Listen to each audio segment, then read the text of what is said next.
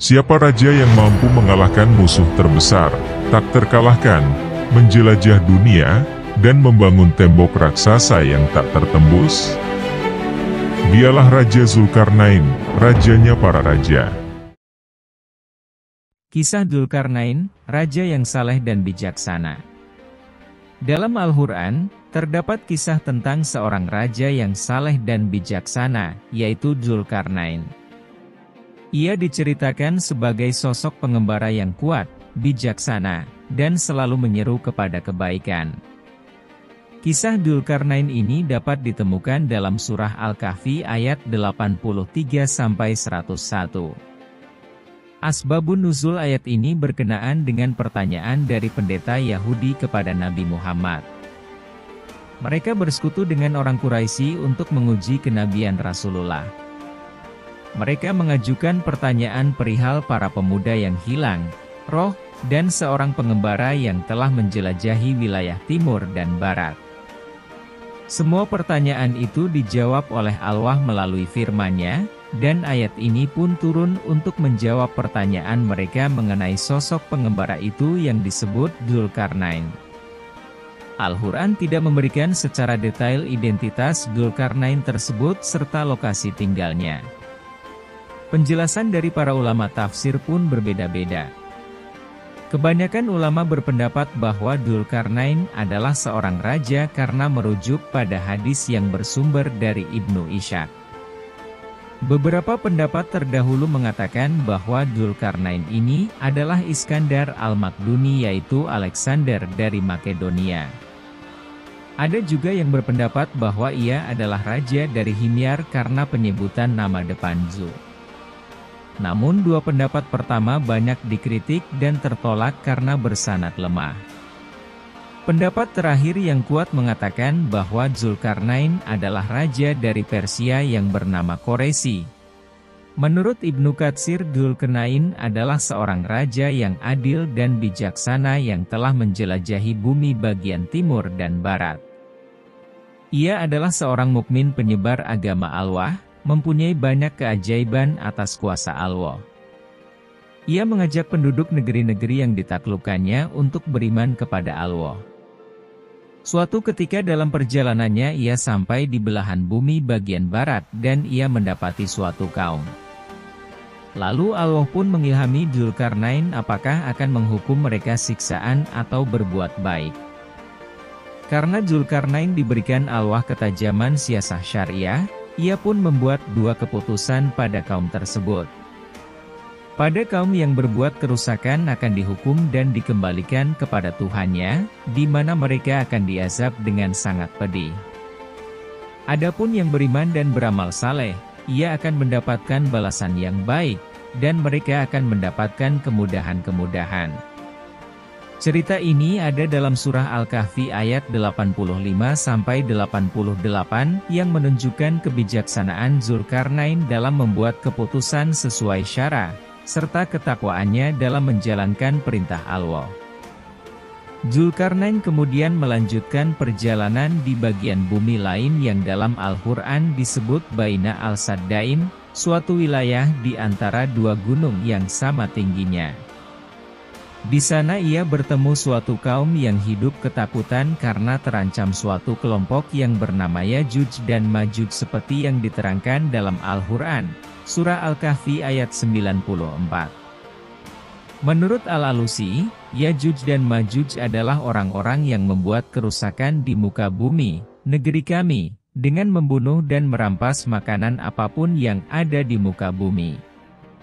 Kaum yang teraniaya tersebut mengeluhkan perihal Yajuj dan Majuj tersebut kepada Dzulkarnain dan memintanya untuk membuatkan dinding pembatas antara mereka. Dzulkarnain pun akhirnya mengabulkan permintaan kaum tersebut.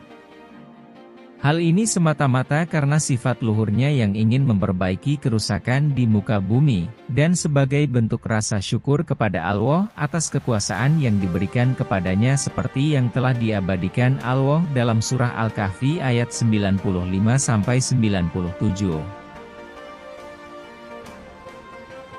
Allah memberikan kekuasaan kepada Dzulkarnain untuk membuatkan tembok penghalang menggunakan teknologi dan pengetahuan. Tembok penghalang tersebut terbuat dari besi yang dipanaskan dengan api yang mendidih. Dengan pengetahuan tersebut, tembok yang sudah jadi sangatlah kuat sehingga Yajuj dan Majuj tidak bisa keluar ataupun melubanginya sampai hari kiamat nanti dan bumi menjadi debu. Mereka tidak bisa menuju negeri lain, karena tembok tersebut adalah jalan satu-satunya. Meskipun Dzulkarnain telah berhasil membuat proyek besar tersebut, tidak lantas kemudian hatinya menjadi congkak dan sombong karena ilmu dan kekuasaan. Justru ia merasa rendah hati karena ia tidak mau upah meski ia ditawari imbalan yang mahal. Ia merasa bahwa segala ilmu, kekuatan, dan kekuasaan yang ia miliki hanya milik Allah semata, dan akan hancur atas kehendak Allah. Hal ini seperti yang difirmankan Allah dalam surah Al-Kahfi ayat 98-101 bahwa semua kekuatan yang di bumi akan musnah pada hari di mana sangkakala ditiupkan.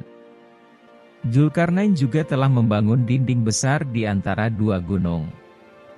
Para ahli sejarah meyakini, dinding tersebut terbuat dari besi yang dicampur dengan tembaga, yang terletak di pegunungan Kaukasus. Daerah itu kini disebut Georgia, negara pecahan Uni Soviet.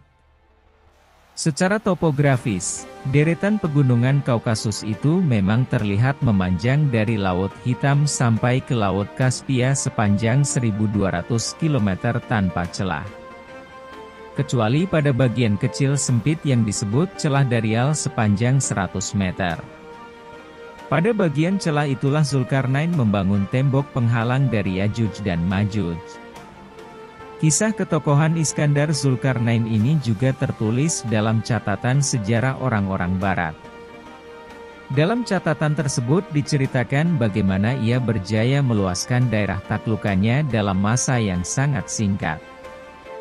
Oleh karena kejayaannya ini, ia diberi gelar Alexander the Great atau Alexander yang Agung.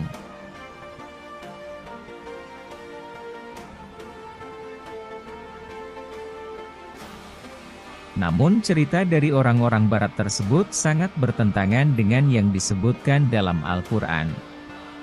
Para mufasir menyatakan, Alexander the Great adalah orang yang berbeda dengan tokoh yang ditulis dalam Al-Quran, yakni Iskandar Dzulkarnain.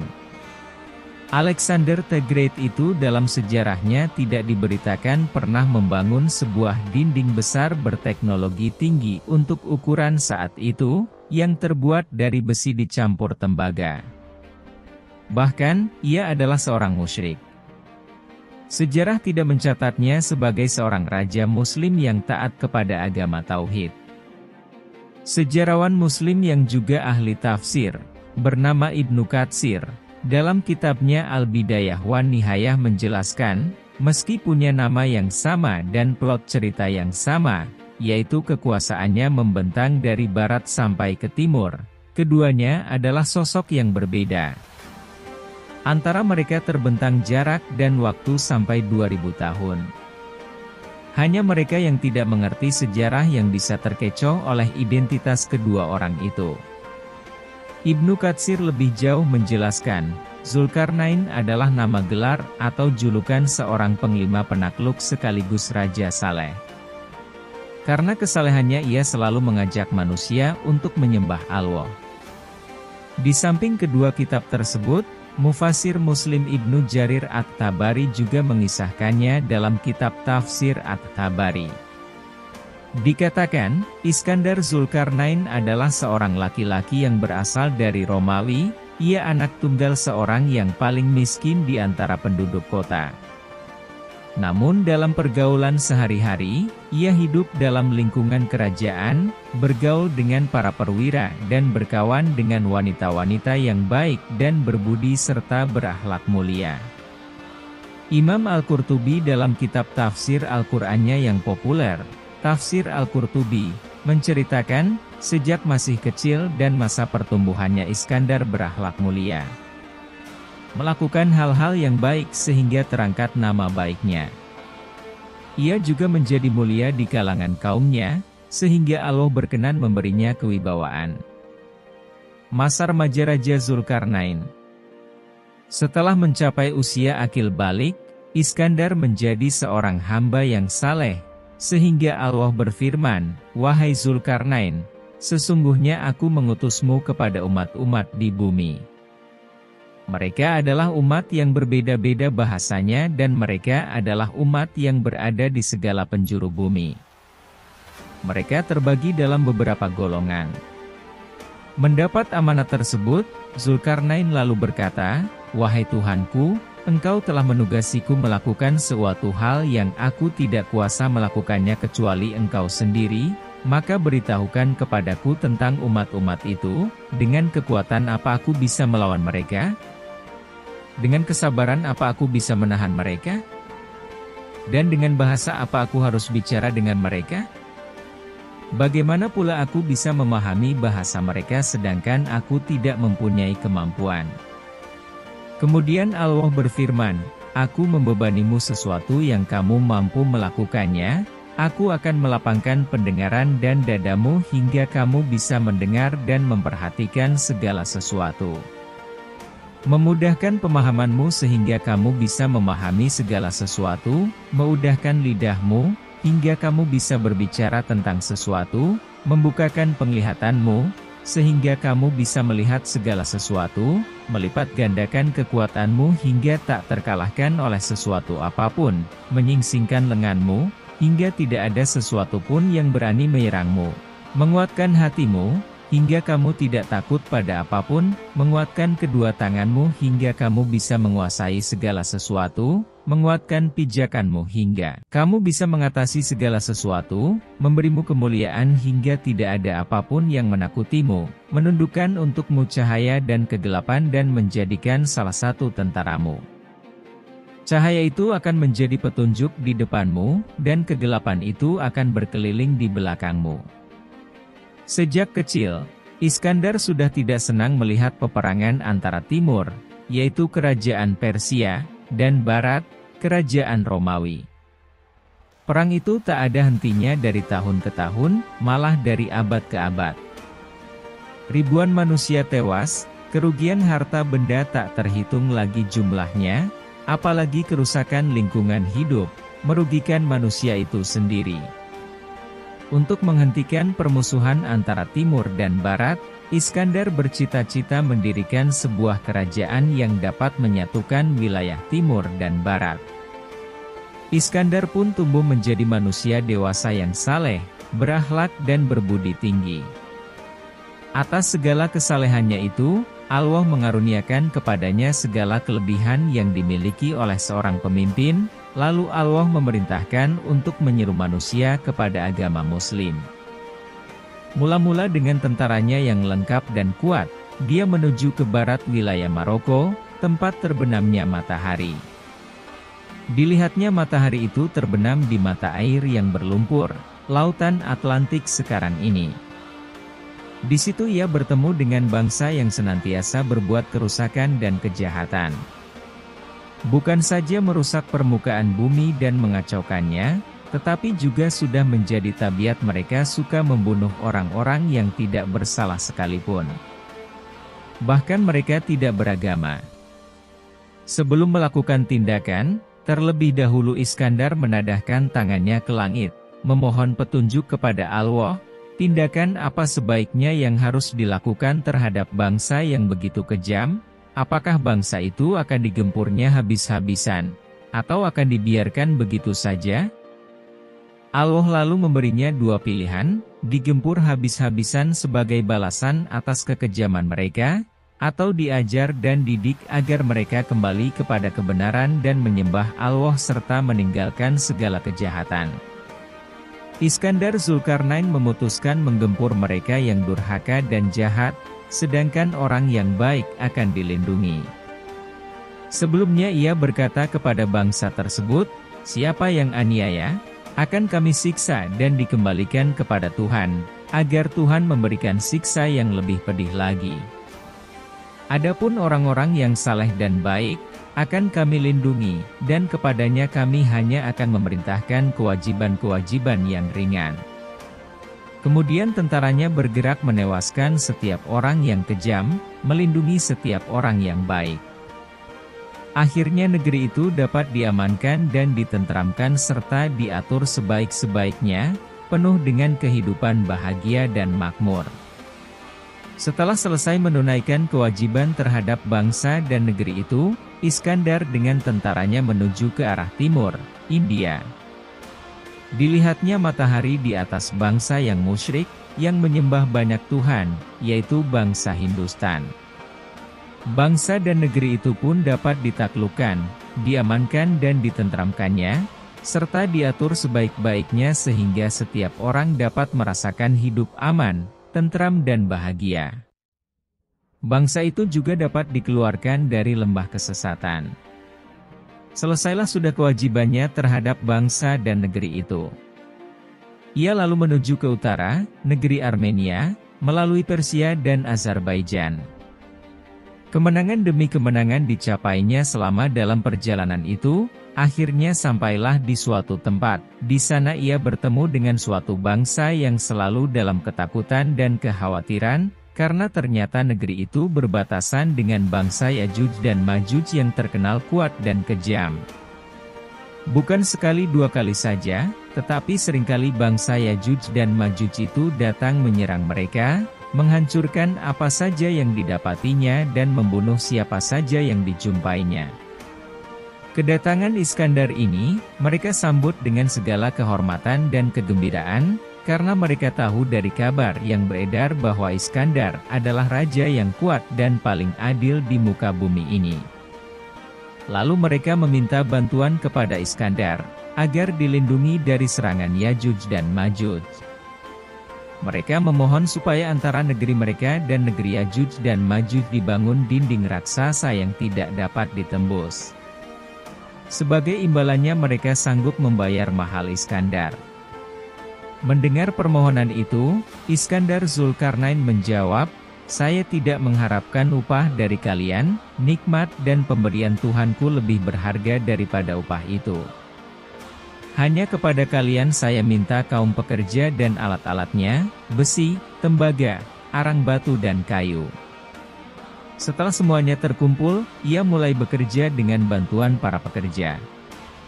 Mula-mula menyalakan api dengan kayu dan arang batu, diambilnya besi, lalu dileburkannya dengan api, setelah besi itu mencair, dituangkannya tembaga, dan diaduk menjadi satu. Dengan bahan campuran inilah didirikan dinding raksasa antara negeri itu dan negeri Yajuj dan Majuj. Dinding besi raksasa itu tidak dapat ditembus dan dilubangi oleh siapapun dan oleh apapun. Dinding ini adalah rahmat dari Tuhan kepada kalian, hanya Tuhanlah yang dapat menembus dinding ini, jika dikehendakinya, kata Iskandar. Maka aman dan tentramlah negeri tersebut. Iskandar Zulkarnain dapat menaklukkan negeri-negeri yang terbentang antara timur dan barat. Dengan demikian cita-citanya untuk mempersatukan kerajaan di timur dan barat tercapai. Negeri yang berada di bawah kekuasaannya, antara lain Maroko, Romawi, Yunani, Mesir, Persia dan India. Berkat ilmu dan pengetahuannya yang luas, serta dasar ketuhanan yang selalu dipegang teguh dalam mendirikan kerajaan yang besar itu, penduduknya hidup dengan aman, tentrem dan makmur. Kebesaran dan kejayaan itu tidak membuatnya buta dan lupa akan nikmat yang diberikan Allah. Menurut Hayram dan Yusuf, dalam bukunya Iskandar Zulkarnain, Panglima Perang, Penakluk dan Pemerintah yang Saleh, kajian terperinci menurut Al-Quran, Sunnah dan Sejarah, terbitan Malaysia, ada 4 sosok yang berkaitan dengan nama Iskandar Zulkarnain, yaitu Iskandar Makedonia, Zulkarnain Al-Hamiri, Raja Himyar, seorang lelaki saleh pada zaman Nabi Ibrahim, dan Kurs Al-Ahmini Al-Farisi. Dalam setiap perjalanannya, Zulkarnain selalu memperlakukan bangsa dan suku yang ditaklukkannya dengan amat baik dan santun. Tak mengherankan jika ia menuai kesuksesan dan selalu mendapatkan dukungan dari daerah yang telah dikuasainya.